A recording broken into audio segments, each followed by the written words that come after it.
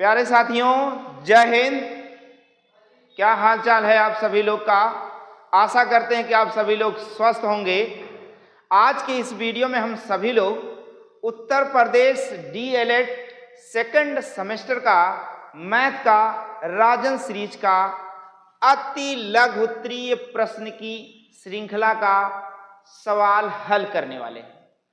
तो चलिए देखते हैं पहला सवाल क्या कहता है।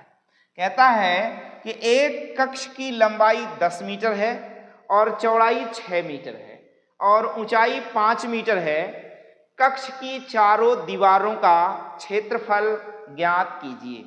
तो प्यारे साथियों, एक कक्ष है जिसकी लंबाई 10 मीटर दी गई है और चौड़ाई 6 मीटर दी गई है और उसकी ऊंचाई 5 मीटर दी गई है। अब एक कमरा है, इस कमरे के क्या पूछा जा रहा है। कह रहा कक्ष के चारों दीवारों का क्षेत्रफल ज्ञात कीजिए। यानी कमरा जो भी है उसके चारों दीवारों का क्या ज्ञात करना है, क्षेत्रफल ज्ञात करना है। चारों दीवारों का क्षेत्रफल मतलब ऐसे ऐसे चारों दीवारों का क्षेत्रफल। ध्यान रहे, चारों दीवारों का क्षेत्रफल ज्ञात करने के लिए मैं आपको एक सूत्र बता देता हूं। आपको सबसे पहले तो लिखना है हल कीजिए, उसके बाद लिखना है कि कमरे के चारों दीवारों का क्षेत्रफल, कमरे के चारों दीवारों का क्षेत्रफल का सूत्र होता है 2 गुणे लंबाई धन चौड़ाई और गुणे में क्या, ऊंचाई। कमरे के चारों दीवारों का क्षेत्रफल बराबर 2 गुणे में लंबाई धन चौड़ाई गुणे ऊंचाई होता है। यही आपको लिखना है। अब आप देख पा रहे हैं कि 2 गुणे में लंबाई आपकी 10 है, चौड़ाई 6 है और ऊंचाई आपकी 5 मीटर है, ऊंचाई 5 मीटर। तो आप आगे देखेंगे तो 10 6 16 और 16 दूनी 32 गुणे में 5 आ जाएगा। बात समझ में आ रहा है। अब 32 पंचे 160 होता है, 160 मीटर स्क्वायर उस कमरे के चारों दीवारों का क्षेत्रफल होगा। उस कमरे के चारों दीवारों का क्षेत्रफल 160 मीटर स्क्वायर होगा। यही सवाल का उत्तर होगा और इसे ही आपको टिक करना है और वहां पर लिख कर आना है, इनबॉक्स कर देना है और ब्लैक पेन से या ब्लू पेन से इसे क्या कर देना है, बॉक्स में बनाकर रख देना है। बातें समझ में आ जाएंगी। इसी प्रकार से और भी यदि कोई सवाल आता है कि किसी कमरे की चारों दीवारों का क्षेत्रफल ज्ञात कीजिए, तो आपको याद रखना है कि कमरे के चारों दीवारों का क्षेत्रफल बराबर 2L + B इंटू में H होता है। चलिए चलते हैं अगले सवाल की ओर। दूसरा सवाल आपका है, कह रहा 2 संख्याओं का योग 15 है। 2 संख्याओं का योग 15 है और उन 2 संख्याओं में एक संख्या, देखो कह रहा 2 संख्याओं का योग 15 है, उनमें से एक संख्या दूसरी संख्या का 4 गुना है। तो संख्याएं ज्ञात कीजिए। हम ले लेते हैं माना, हम क्या ले लेते हैं, माना संख्या। माना पहली संख्या आप ले लो, क्या ले लो, माना पहली संख्या। पहली संख्या बराबर क्या है, यक्स। तो दूसरी संख्या क्या हो जाएगी, तो दूसरी संख्या बराबर पहली का 4 गुना, पहली संख्या गुणे में 4 गुना। अब देखिए पहली संख्या यक्स है, गुणे में 4 तो बराबर क्या हो जाएगा, 4 यक्स। यानी दूसरी संख्या क्या हो जाएगी आपकी, 4 यक्स हो जाएगी। आगे अगली लाइन में कहता है उन 2 संख्याओं का योगफल 15 है। उन दोनों संख्याओं का योग 15 है। तो अब आप लिखोगे संख्याओं का योग बराबर क्या दिया गया है, 15। तो पहली संख्या यक्स, दूसरी संख्या यक्स गुने में 4, यक्स गुने में 4 यानी 4x और ये बराबर किसके है, 15 के। अब आप देख पा रहे हैं कि 4 और 1 5 यक्स बराबर 15 के। 5 बाबू यहाँ गुणे में है, आपको काटना नहीं है, आपको कट नहीं करना है। 5 यहाँ गुणे में है, 4 1 5 उधर जाएगा बटे में हो जाएगा। इस प्रकार आप लिखोगे यक्स बराबर 15/5 और यक्स का मान क्या आ जाएगा 3 × 5 = 15 यानी 5 × 3 = 15 कर सकते हैं। अगर यक्स का मान 5 आ गया तो पहली संख्या क्या आ गई 3, यक्स का मान 3 आया, 5 × 3 = 15, यक्स का मान क्या आया 3 आया, तो पहली संख्या क्या हो जाएगी 3। तो दूसरी संख्या क्या होगी, ये तो आपकी पहली संख्या आ गई, तो दूसरी संख्या क्या होगी, दूसरी संख्या भैया 4 गुने है यानी 4 × 3 = 12 हो जाएगी दूसरी संख्या। अब उत्तर के रूप में आपको क्या लिखना है, तो उत्तर लिखेंगे आप नीचे पेज में कि पहली संख्या 3 और दूसरी संख्या 3 चौका 12। इस प्रकार से आप लिख कर आएंगे तब जाके आपको फुल नंबर मिलने वाला है। दूसरी संख्या दूसरा सवाल समझ में आया। पहली संख्या यक्स, दूसरी संख्या पहली संख्या का 4 गुना यानी 4 गुणे यक्स यानी 4 यक्स, दूसरी संख्या 4 यक्स। अब इस प्रकार दिया है कि संख्याओं का योग 15 है तो संख्याओं का योग 15, पहली संख्या धन दूसरी संख्या बराबर 5 यक्स जोड़ दिया बराबर 15 के, 5 गुणे में है 5 भाग में कर दिया मैंने और 5 × 3 = 15 यानी x का मान 3 आ गया, यानी पहली संख्या 3 आ गई और दूसरी संख्या 4 × 3 यानी 12 आ गया। उत्तर के रूप में लिखना है 3 गुणे में 4 बराबर सवाल का उत्तर हो जाएगा। अगला सवाल आप देखेंगे, अगला सवाल आपको देखना है।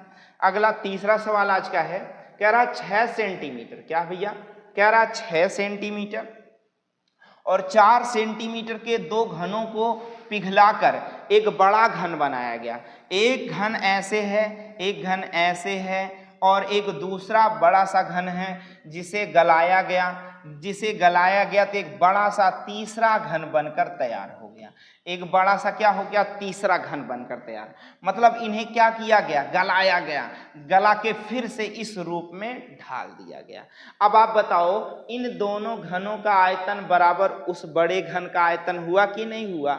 यानी हमें क्या करना है, देखो यहाँ घन दिया है ना, घनों का आयतन यानी बड़े घन का आयतन बराबर छोटे छोटे घनों के आयतन के बराबर।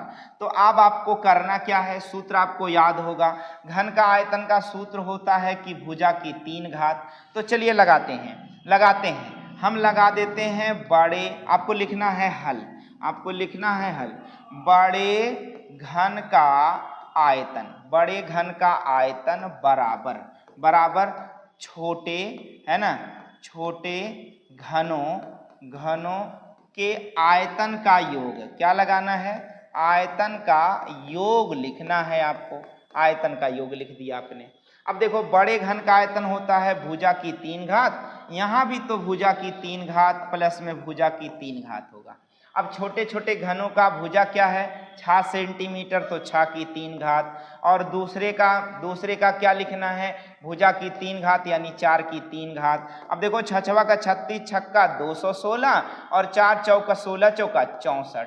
अब इन्हें आप जोड़ोगे तो 6 × 4 = 10 और 6 × 1 = 7 और 1 हासिल 8 और 280, यानी बड़े घन का आयतन, केवल आयतन ज्ञात करना है तो बड़े घन का आयतन 280 घन सेंटीमीटर होगा और यही सवाल का आपका क्या होगा, उत्तर होगा। और आपको उत्तर लिख कर आना है 280 घन सेंटीमीटर। प्यारे साथियों, मैं आपके लिए मेहनत कर रहा हूं, आपका कार्य है कि लाइक शेयर और सब्सक्राइब जरूर करें, अपने मित्रों को भी शेयर जरूर करें ताकि उन तक भी ये जानकारी पहुंचे और वो भी बीटीसी के मैथ से डरे नहीं और अभ्यास कर डाले।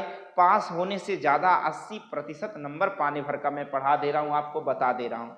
इस टाइप के यदि कोई और सवाल आते हैं तो मैंने अभी रिवीजन किया कि भाई बड़े घनों का योग बराबर क्या, बड़े घन का आयतन बराबर क्या होगा, छोटे घनों के आयतनों के योग के बराबर।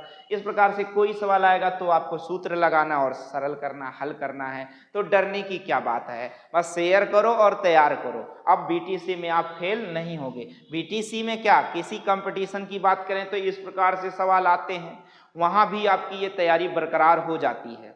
चलिए चलते हैं आगे, अगले सवाल की ओर चलते हैं। अगला सवाल कहता है कि हल कीजिए। क्या करना है भैया, कह रहा है हल कीजिए। देखिए हल कीजिए तो कहता क्या है, मैं इसको लिख देता हूं हल और उसके बाद ये क्वेश्चन आपको उतार दे रहा हूं और कह रहा इसको हल कीजिए। अब आपको करना क्या है, इनका इनके साथ बारी बारी गुणा करना है। तो देखिए यक्स का गुणा यक्स के साथ तो यक्स गुणे यक्स हो गया, इसका इसके साथ 1/a गुणे में x हो गया, इसका इसके साथ गुणा करेंगे तो -ax हो जाएगा, इसका इसके साथ गुणा करेंगे तो 1/a इंटू में a हो जाएगा। अभी आप देखो ये x स्क्वायर हो गया, ये क्या हो जाएगा x/a हो जाएगा, ये -ax हो जाएगा और ये दोनों ऊपर नीचे कट जाएगा और ये आ जाएगा और यही सवाल का आपका क्या हो जाएगा उत्तर हो जाएगा और आपको क्या करना है बॉक्स बनाकर लिख देना। चलिए अगले सवाल पर चलते हैं। हाँ, हो सके तो आप स्क्रीनशॉट लेते रहिए या ना समझ में आए तो पुनः रिवर्स करके वीडियो को आप देख सकते हैं, क्योंकि अब आपके लिए वो समस्याएं नहीं रह गई हैं कि एक बार पूछने से डर लगता है, एक बार बता दिए दूसरी बार डर जाए, नहीं, फिर से रिवर्स करके आप देख सकते हैं और समझ सकते हैं। अब डरने की जरूरत नहीं है आपको। कह रहा अगला सवाल है, कह रहा है कि भैया 89 के अंकों को परस्पर बदलने से प्राप्त संख्या। चलिए मैं लिखता हूं 89 के अंकों को बदलने से प्राप्त नई संख्या। अब देखिए 89 के अंकों को बदलने से प्राप्त नई संख्या क्या हो जाएगी 98 यानी 98 हो जाएगी। कह रहा प्राप्त संख्या मूल संख्या से कितनी अधिक है, तो भैया दोनों का आपको अंतर करना है। 98 आपकी नई संख्या है और मूल संख्या कितनी है 89 है और इन दोनों का अंतर क्या आएगा 9 आएगा। 18 में से 9 गया 9 और यहाँ बचा 8 में से 8 गया 0। अब आप देखेंगे अतः नई संख्या मूल संख्या से 9 अधिक है। क्या लिखना आपको 9 अधिक है, यही आपको क्या करना है लिखना है और यही आपका क्या होने वाला है उत्तर होने वाला है। चलिए चलते हैं अगले सवाल की ओर चलते हैं। अगला सवाल कहता है एक साइकिल के पहिए की त्रिज्या, देख पा रहे हैं आप सभी लोग, कहता है कि एक साइकिल के पहिए की त्रिज्या, साइकिल का पहिया ऐसे वृत्ताकार होता है और वो जितनी बार चक्कर लगाता है उतना दूरी तय करता है, ये आप सबको पता होगा। और साइकिल का जो पहिया होता है वो वृत्ताकार होता है और एक चक्कर में तय की गई दूरी क्या होती है तो 2πr होता है। क्या बातें समझ में आ रही है? समझ कर सवाल को लिखें और लगाएं और हल करें। एक साइकिल का पहिया वृत्ताकार होता है और वृत्त की परिधि होती है 2πr होती है और 2πr बराबर एक चक्कर में तय की गई दूरी होती है। अब आपके लिए मैं सूत्र बताना चाहूंगा कि भैया एक साइकिल का पहिया n चक्कर में कितनी दूरी तय करेगा, तो आपको सूत्र लिखना होता है कि दूरी बराबर n चक्कर गुणे में 2πr लिखना है। देखो दूरी तय की गई दूरी बराबर n चक्कर गुणे में 2πr। अब आप देखेंगे n चक्कर कितना 100 चक्कर लगाया है, 100 चक्कर लगाया है, 2π का मान होता है 22/7 और त्रिज्या आप देख लेंगे एक साइकिल के पहिए की त्रिज्या 21 सेंटीमीटर दिया है, 21 लिख दिया। कह रहा पहिया कितनी दूरी तय करेगा, बस इतना ही तो करना, इसको हल कर दीजिए। 7 से 7 त्रिक 21 हो जाएगा, 3 कट जाएगा, रह जाएगा 100 गुणे में 22 दूना 44। आप ऐसे कर लेंगे 2 गुणे में 22 और गुणे में 7 त्रिक 21 3 हो गया। अब आप देखेंगे कि 3 दूनी 6 और 6 दूनी 12 के 2 हासिल 1, 6 दूनी 12 1 13। 132 के साथ 00 यानी 100 का गुणा कर देंगे और सेंटीमीटर लगा देंगे, क्योंकि आप देख पा रहे हैं कि आपका जो मात्रक दिया है या पैमाना दिया हो सेंटीमीटर में, यानी वो 13,200 सेंटीमीटर की दूरी 100 चक्कर में लगाएगा। क्या बातें समझ में आ जा रही हैं? सारा सवाल इस प्रकार से आपके कंपटीशन में एक दिवसीय परीक्षाओं में सवाल पूछे गए हैं और आपको ये सूत्र याद रख लेना है। ये सूत्र बहुत जरूरी होगा आपके लिए और ये सूत्र जब आप याद कर लेंगे तो ये सूत्र के माध्यम से कोई भी सवाल होगा आप उसे लगा पाएंगे। चलिए चलते हैं हम सभी लोग अगले सवाल की ओर। अगला सवाल आपका कहता है एक 5 मीटर गुणे 2 मीटर आयताकार पेंदे वाला, क्या है भैया, एक 5 मीटर गुणे 2 मीटर आयताकार पेंदे वाला हौज है। हौज मतलब हौज मतलब टप, ये टप है, ये टप है, बात समझ रहे ना, ये टप है, इसमें क्या भरा है, इसमें पानी भरा है, हौज है, इसमें पानी भरा है और 1.5 मीटर ऊंचाई तक पानी भरा है। याद कीजिए हौज में कितने लीटर पानी भरा है। तो देखिए अब हौज का आयतन ज्ञात कर लो और वही आपका हौज में पानी की क्षमता आ जाएगी। मैं लिख देता हूं, हल कीजिए और लिख देता हूं हौज में क्या है, हौज में पानी, हौज में पानी, पानी का आयतन, आयतन क्या है, तो भैया हौज में पानी का आयतन लंबाई गुणे चौड़ाई गुणे क्या होता है, ऊंचाई होता है। अब देखो हौज में लंबाई कितनी है, हौज की 5 मीटर है और चौड़ाई कितनी है, 2 मीटर है और कितना मीटर ऊंचाई तक, 1.5 मीटर ऊंचाई तक पानी भरा है। अब आपको लिखना है, देखो 15 दूना 30 या 5 दूनी 10 गुणे 15 करेंगे तो 150 हो जाएगा और एक अंक पे दशमलव लगा देंगे, यानी आप लिखेंगे 15 घन मीटर उसमें क्या है, पानी भरा है। अब मैं आपको पैमाना बताता हूं कि 1 घन मीटर, आपको क्या याद रखना है, 1 घन मीटर में 1000 लीटर पानी होता है। 1 घन मीटर में कितना पानी होता है, 1000 लीटर होता है। इसलिए आप बताओगे क्या, इसलिए बताओगे कि इस हौज में कुल 15 गुणे में 1000, 15 गुणे में 1000 लीटर, 15 गुणे में 1000 लीटर यानी 15,000 लीटर पानी भरा है। कितना लीटर पानी भरा है, 15,000 लीटर पानी भरा है, सवाल का उत्तर हो जाएगा। क्या बातें समझ में आ जाएगी। चलिए अगले सवाल की ओर चलते हैं। अगला सवाल करता है एक समबाहु त्रिभुज, यारा एक समबाहु त्रिभुज, एक समबाहु त्रिभुज का परिमाप 12 सेंटीमीटर है, इसका क्षेत्रफल ज्ञात कीजिए। अब देखो समबाहु त्रिभुज के बारे में मैं बता दूं, वह त्रिभुज जिसकी सभी भुजाएं बराबर हो वह समबाहु त्रिभुज होता है, वह त्रिभुज जिसके सभी कोण बराबर हो वह समबाहु त्रिभुज होता है। बात समझ गए।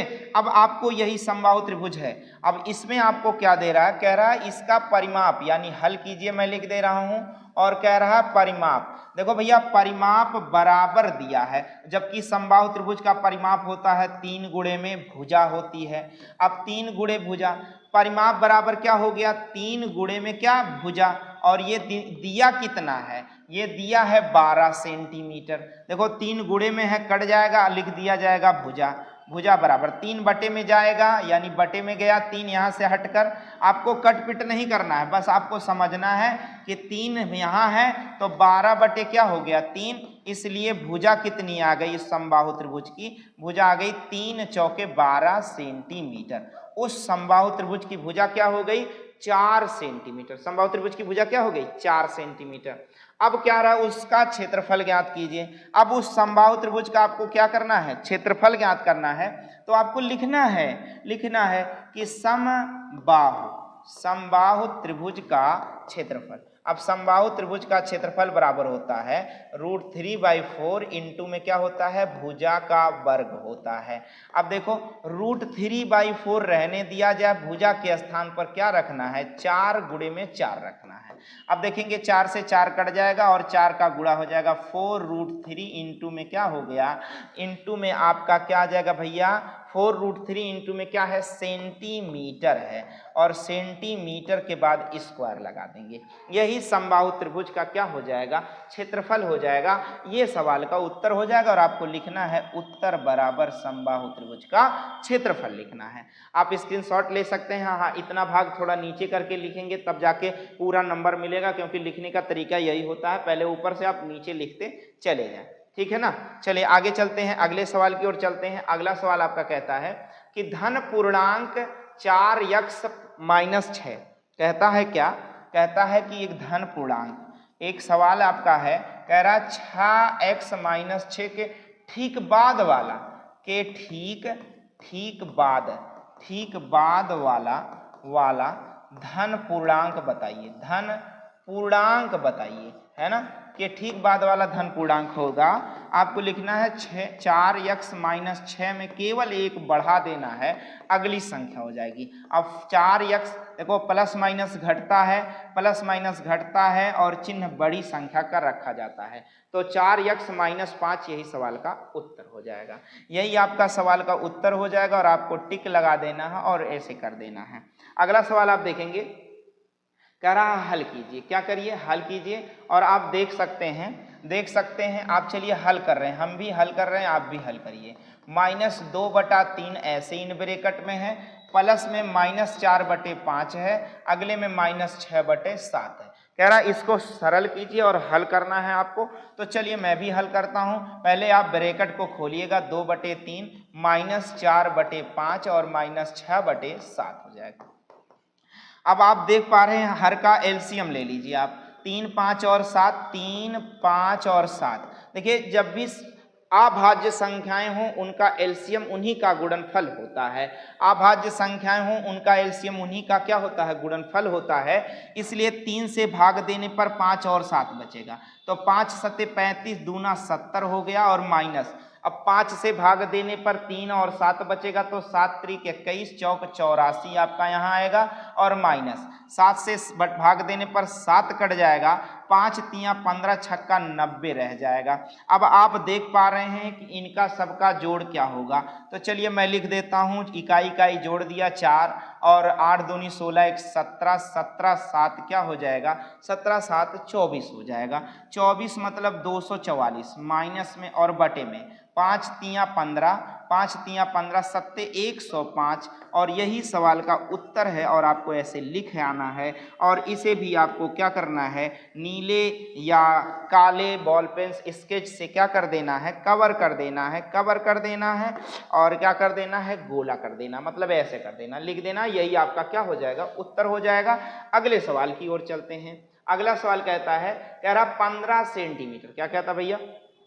15 सेंटीमीटर भुजा वाले वर्ग से 5 सेंटीमीटर भुजा वाले कितने वर्ग काटे जा सकते हैं? एक बड़ा सा वर्ग मैं आपको बता देता हूं। एक बड़ा सा वर्ग है जिसकी भुजा 15 सेंटीमीटर है, इसमें से छोटे छोटे वर्ग काटने हैं। कितने काटने हैं? छोटे छोटे वर्ग काटने हैं। तो छोटे छोटे कितने वर्ग काटे जा सकते हैं? तो मैं आपको बता दूं, बड़े से वर्ग का क्षेत्रफल बटे एक छोटे से वर्ग का क्षेत्रफल। ये भी सूत्र आप याद कर लो और सवाल को लगाओ। चलो हल करते हैं। हल करने के लिए आपको क्या करना है? वर्गों की संख्या आप लिख लो, वर्गों की संख्या बराबर होता है बड़े वर्ग का क्षेत्रफल, बड़े वर्ग का क्षेत्रफल आपको लिखना है और बटे में एक छोटे वर्ग का क्षेत्रफल लिखना है। क्या आपने लिख लिया? लिख लिया, बहुत अच्छा किया। इसी प्रकार से और भी सभी सवालों को लगा सकते हैं। जैसे दीवार में ईंटों की संख्या ज्ञात करना है तो क्या करेंगे? दीवार का आयतन बटे एक ईंट का आयतन। बॉक्स में डिब्बों की एक बड़ा सा बॉक्स है, गत्ता है जिसमें छोटे छोटे साबुन पैक किए गए हैं, तो उस बड़े गत्ते का आयतन बटे छोटे साबुन का आयतन। इस प्रकार से आप संख्या ज्ञात कर सकते हैं। जैसे यहाँ वर्गों की संख्या ज्ञात करना है तो मैंने बड़े वर्ग का क्षेत्रफल, वर्ग 2D होता है इसलिए क्षेत्रफल, और आयतन यानी ऐसे कहें बेलन, शंकु, गोला या घन घनाभ, ये 3D होता है इसलिए इसमें आयतन होता है। आइए चलिए, बड़े वर्ग का क्षेत्रफल हमें लिखना है, तो क्षेत्रफल बराबर होता है भुजा स्क्वायर यानी 15 गुणे में 15, और छोटे वर्ग की भुजा 5 सेंटीमीटर इसलिए 5 गुणे 5 लिख दिया। अब देखेंगे 5 से 5 तियां 15, 5 से 5 तियां 15 यानी 3 गुणे 3 रह जाएगा और 3 त्रिका 9 वर्ग प्राप्त किए जा सकते हैं। जब बड़े से भाग को काटा जाएगा तो कितने वर्ग प्राप्त किए जा सकते हैं? 9 वर्ग प्राप्त किए जाएंगे और यही आपका क्या हो जाएगा? उत्तर हो जाएगा भैया। चलिए अगला सवाल देखते हैं। कहता है एक घनाकार बर्तन की कोर 10 सेंटीमीटर है। अगला सवाल आप देख पा रहे हैं, एक घनाकार बर्तन की एक कोर 10 सेंटीमीटर है और बर्तन में रखे जल का आयतन ज्ञात कीजिए। तो चलिए लिखते हैं भैया, हल कीजिए और लिखते हैं बर्तन में रखे जल का आयतन आपको ज्ञात करना। क्या ज्ञात करना भैया? बर्तन में रखे जल का आयतन, क्या करना है, रखे जल का आयतन। तो बर्तन में रखे जल का आयतन आप देखोगे तो जल का आयतन होता क्या है भैया, बर्तन में रखे जल का आयतन। अब देखो जल का आयतन घन है तो घन का आयतन क्या होता है, भुजा की 3 घात होता है। अब इस प्रकार बर्तन में रखे जल का आयतन a की 3 घात यानी भुजा की 3 घात। अब लंबाई चौड़ाई और ऊंचाई सारी चीजें हमें देखनी है, तो हम क्या करना है भैया, हमें क्या लिखना है, हमें 10 गुणे में क्या लिखना है, 10 लिखना है। अब देखो लंबाई गुणे चौड़ाई गुणे ऊंचाई लिखनी है, तो ये 10 गुणे 10 मतलब क्या हो गया, 1000 घन सेंटीमीटर हो गया। 1000 घन सेंटीमीटर हो गया, मैंने आपको बताया। और 1000 घन सेंटीमीटर, मैं आपको बताना चाहूं कि 1000 घन सेंटीमीटर, 1000 घन सेंटीमीटर बराबर होता क्या है, 1 लीटर होता है, 1 लीटर होता है। इसलिए आपको क्या लिखना है, उस बर्तन में 1 लीटर क्या है, 1 लीटर पानी है, उस बर्तन में क्या है, 1 लीटर पानी भरा हुआ है। आपको इस प्रकार से लिख देना है और उत्तर हो जाएगा आपका। उस बर्तन में कितना लीटर पानी है, 1 लीटर पानी भरा है। अगला सवाल आप देखेंगे, अगला कह रहा है कि भैया इसमें गुणा कीजिए। क्या करना है, गुणा करना है। 4 आप देखिए ऐसे दिए गए हैं, तो चलिए मैं भी लिख देता हूं, हल कीजिए और उसके बाद गुणा करता हूं। पहले मैं क्वेश्चन को उतार दे रहा हूं, x square minus x y और प्लस में वाई स्क्वायर, और इसमें क्या करना है, x प्लस वाई से क्या करना है, गुणा करना है। चलिए मैं गुणा करता हूं, बारी बारी करूंगा। x स्क्वायर के साथ क्या लाना है, x। अब देखो इसका इसके साथ माइनस एक्स वाई और गुणे में क्या है, x है। इसका इसके साथ प्लस वाई स्क्वायर इंटू में x। अब इनका बारी बारी से गुणा करना है। चलिए प्लस एक्स स्क्वायर वाई आ गया, इसका इसके साथ गुणा करेंगे तो माइनस एक्स वाई के साथ वाई का गुना, इसका इसके साथ गुणा करना तो वाई स्क्वायर इंटू में क्या आ गया, वाई।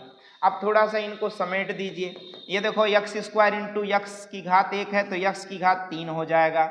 यहाँ पर माइनस एक्स 2 बार है तो एक्स स्क्वायर वाई हो गया, और प्लस में वाई स्क्वायर एक्स है, प्लस में एक्स स्क्वायर वाई है। यहाँ देखेंगे माइनस एक्स वाई स्क्वायर है, और देखो वाई वाई तो क्या हो जाएगा, वाई की 3 घात हो गया। अब आप देख पा रहे हो कि x की 3 घात मिल गया और एक्स स्क्वायर वाई, और यहाँ देखो एक्स स्क्वायर वाई, ये माइनस है ये प्लस, तो आपस में क्या हो जाएंगे, कट जाएंगे। और देखो वाई स्क्वायर एक्स है, वाई स्क्वायर एक्स, ये माइनस ये प्लस आपस में कट जाएंगे, बच जाएगा वाई की 3 घात, और यही सवाल का क्या हो जाएगा, आपका उत्तर हो जाएगा। और आपको बॉक्स बनाकर लिख देना है। इस प्रकार से लिखित तौर पर है। अब ध्यान दीजिए, आपको मैं लिखित तौर पर समझा रहा हूं और ये आपके लिए बहुत ही फायदेमंद होने वाला है। इसको पूरा वीडियो देख डालेंगे, आप पूरा वीडियो देखेंगे और चैनल को सब्सक्राइब कर लेंगे, लाइक भी करेंगे, बहुत जरूरी भैया, इससे हमारा मनोबल बढ़ता रहेगा और आपके लिए हम वीडियो बनाते रहेंगे ताकि आप परीक्षा में फेल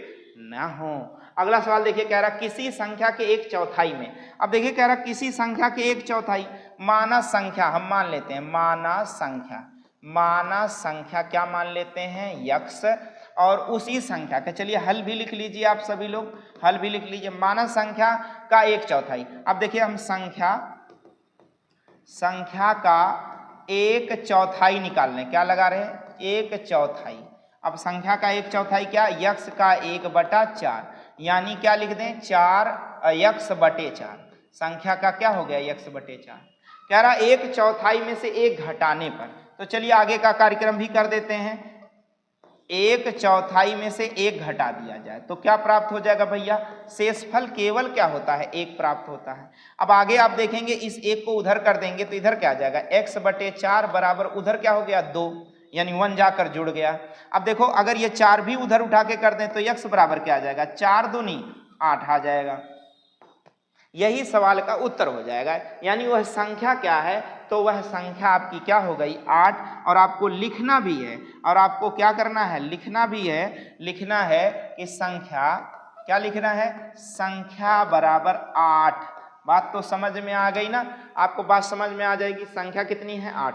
स्क्रीनशॉट ले लिया करिए अगर आपको समझ में ज्यादा ना आए तो। चलिए अगला सवाल देखते हैं, कह रहा वह धन पूर्णांक, कहता है कि धन पूर्णांक किसे कहते हैं, देख लीजिए 4 ऑप्शन, तो आप पहले हल करिए, लिख लीजिए हल। धन पूर्णांक किसे कहते हैं, इसे आपको समझना है। तो लिखिए, हेडिंग डाल दीजिए धन पूर्णांक। क्या हेडिंग डाल देना है आपको? धन पूर्णांक। और अब इसके बारे में आपको लिखना है कि वह संख्या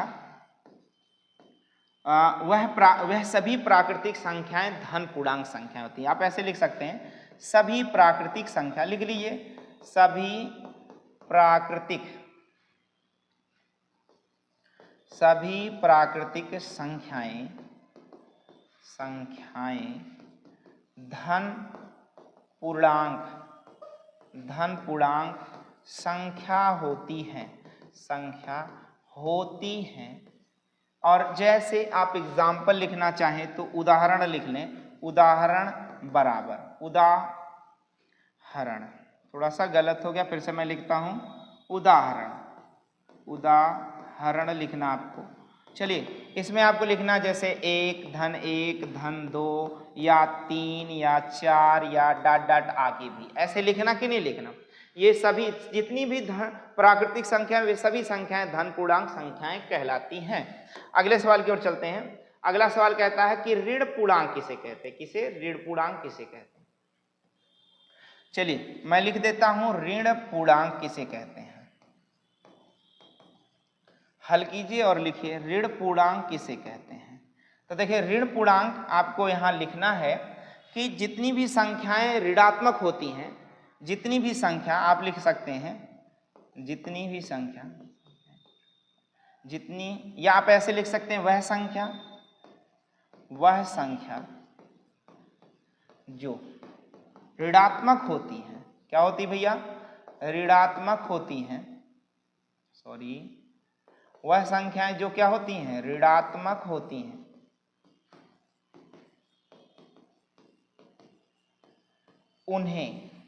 उन्हें ऋण पूर्णांक कहते हैं। क्या कहते हैं भैया?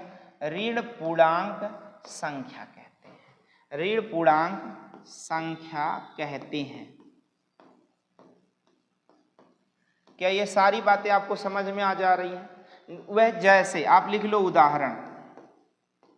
उदाहरण भी लिख लो आप, जैसे -1 -2 -3 -4 -25 -542, जो भी हो, सब संख्याएं ऋणात्मक संख्या, जो भी संख्याएं ऋण में हो वे सभी संख्याएं क्या कहलाती? ऋणात्मक संख्याएं कहलाती हैं। अगला सवाल देखते हैं आप। कह रहा 9x² और 64 -64, इनको क्या करना है आपको? 9x² -64 दिया है। चलिए आप लिखिए, हल कीजिए, लिख लिया आपने। अब लिखिए 9x² -64 का गुणनखंड करना है। देखो भैया, 9 को मैं लिख सकता हूं 3 का स्क्वायर और x स्क्वायर, 64 को लिख सकता हूं 8 का वर्ग। अब यहाँ देखो 3x का टोटल होल स्क्वायर और -8 का होल स्क्वायर। चूंकि आपको पता है कि a स्क्वायर और -b² बराबर होता है, एक ब्रैकेट में a - b और दूसरे ब्रैकेट में a + b, आपको ऐसे लिख देना है। तो इसलिए यहां पर भी आप क्या करोगे? 2 ब्रैकेट बनाओगे, एक में 3x - 8 और एक में 3x + 8 लिख दोगे। यही सवाल का उत्तर हो जाएगा और आप बोल दोगे कि 9x² -64 का गुणनखंड ये दोनों है। बात समझ में आ जानी चाहिए। ना समझ में आए स्क्रीनशॉट लो, रिवर्स करके देख लो, ताकि आपको बहुत अच्छे से समझ में आए और इस प्रकार के सभी सवालों को आप लगा पाएं। अगला सवाल आप देख पा रहे होंगे। अगला सवाल कह रहा है कि त्रिभुज की सर्वांग समता की क्या शर्तें हैं। तो देखो, त्रिभुज की सर्वांग समता की शर्तें आपको अगर लिखना है तो पहले आप लिखिए हल, और ज्यामितीय, क्या लिखना है? ज्यामिति के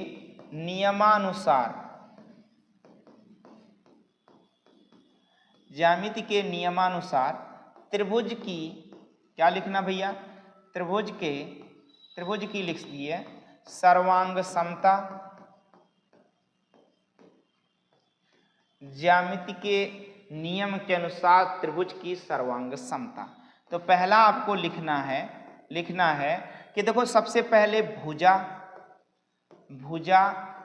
कोण और भुजा, अगर ये दोनों आपस में बराबर हैं, भुजा कोण भुजा के आधार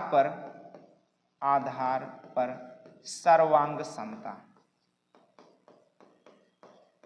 बात समझ में आ गया। इसे आप ऐसे भी याद कर सकते हैं, साइड एंगल और साइड के अनुसार या आधार पर त्रिभुज की सर्वांग समता, ऐसे भी इसे आप समझ सकते हैं, यानी सर्वांग समता का नियम। क्या बात समझ में आ जाएगा। उसी प्रकार दूसरा नियम आपको मैं बताना चाहूं कि दूसरा नियम क्या होगा त्रिभुज की सर्वांग समता का नियम का। तो देखिए आपको क्या याद रखना है, कोण और रखना है भुजा, कोण भुजा और कोण, कोण और भुजा कोण के आधार पर सर्वांग समता। अब इसे आप लिख सकते हैं एंगल साइड और एंगल के आधार पर त्रिभुज की सर्वांग समता। तीसरा आप लिखेंगे, तीसरा लिखेंगे कितना भैया, त्रिभुज की सर्वांग समता की शर्तें आपको बतानी है, तो 2 से 3 बहुत है। अब आप लिखेंगे भुजा भुजा भुजा भुजा भुजा और भुजा, भुजा भुजा भुजा के आधार पर त्रिभुज की सर्वांग समता। क्या सारी बातें समझ में आई। इस प्रकार से आप लिखोगे तो आपको सवाल का पूरा नंबर मिलेगा। भुजा भुजा भुजा के नियम के आधार पर त्रिभुज की सर्वांग समता, इतना लिखने से एग्जामिनर आपका समझ जाएगा कि आपको जानकारी है, आपने अपनी भाषा में इसको लिख डाला है। और जब भी आपको त्रिभुज की सर्वांग समता चेक करनी होगी तो भुजा भुजा भुजा या एंगल साइड एंगल या साइड एंगल साइड या साइड साइड साइड से सर्वांग समता चेक कर सकते हैं। अगला सवाल आपका है, अगला कहता है कि पूर्ण संख्या, क्या लेना भैया, पूर्ण संख्या 6 9 11 11। देखिए सवाल दिया आपके सामने, कह रहा पूर्ण संख्या 6 9 11 लेकर गुणा के साहचर्य नियम की पुष्टि कीजिए। तो चलिए साहचर्य नियम की पुष्टि करते हैं, साहचर्य नियम का पुष्टि करते हैं। तो देखो 6 गुणे में 9 और इन ब्रैकेट गुणे में 11 बराबर, 6 गुणे में 9 गुणे में 11 इन ब्रैकेट बराबर। अगर ये दोनों आपस में एक दूसरे के बराबर हुए तो इससे सिद्ध होता है, यानी पुष्टि होती है कि इसमें गुणा का सहचर्य नियम लागू होता है। क्या बातें समझ में आए। चलिए 6 नवा 54 गुणे में 11, 11 नवा 99, यानी 6 गुणे में 11 नवा 99। अब देखिए 11 चौक 44 के 4, 11 पचे 55, 55 4 59। यहाँ देखो 6 नवा 54 के 4, 6 नवा 54, 54 और 5 59। अतः देखो दोनों बराबर हुए कि नहीं, दोनों बराबर है। अतः सिद्ध होता है या पुष्टि होती है, लिखिए पुष्टि, अतः पुष्टि होती है कि यह गुणा का सहचर्य नियम है, या आप ऐसे कह सकते हैं गुणा के सहचर्य नियम है। क्या ये बातें आपको समझ में आ जाता है, या सिद्ध होता है या पुष्टि होती है गुणा के सहचर्य नियम। चलिए अगले सवाल की ओर चलते हैं। अगला सवाल कहता है यदि एक समचतुर्भुज के विकर्ण 26 सेंटीमीटर व 12 सेंटीमीटर है तो समचतुर्भुज का क्षेत्रफल बताइए। देखिए समचतुर्भुज का क्षेत्रफल बताना, तो मैं आपको बता देता हूं, हल कीजिए। समचतुर्भुज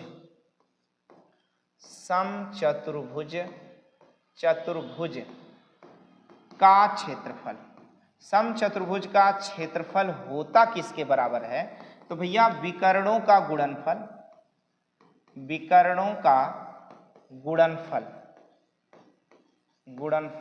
बराबटे में 2 होता है।